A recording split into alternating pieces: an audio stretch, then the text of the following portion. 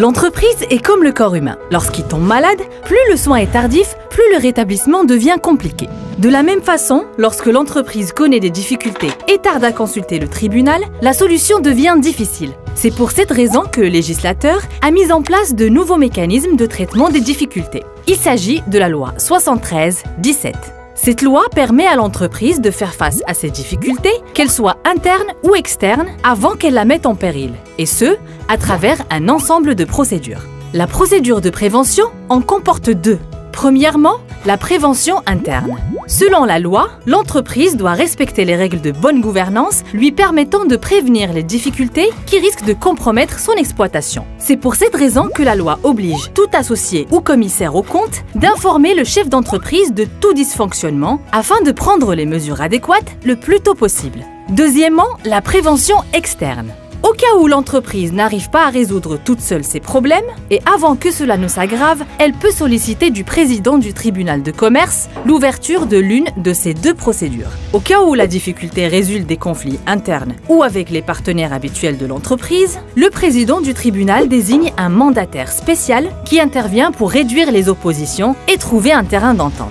Dans le cas où les difficultés sont d'ordre financier, économique ou social, que l'entreprise ne peut gérer et sans être en cessation de paiement, le président du tribunal de commerce désigne un conciliateur chargé de trouver un accord avec les créanciers sur de nouveaux délais de paiement et il peut même procéder à une suspension provisoire des poursuites judiciaires.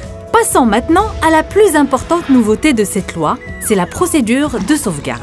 Cette procédure est destinée aux entreprises qui éprouvent des difficultés pouvant les conduire à la cessation de paiement. Dès que la personne concernée dépose une demande qui répond aux conditions fixées par la loi, le tribunal ouvre la procédure qui garantit à la fois la continuité de l'entreprise et de ses relations commerciales avec les partenaires, le paiement des dettes et la conservation des postes de travail. Il désigne également un syndic qui prépare un plan de sauvegarde sur la base de son diagnostic et des propositions du chef de l'entreprise. Ce plan permet un rééchelonnement des dettes sur une période allant jusqu'à 5 ans. Voyons maintenant la procédure de redressement judiciaire.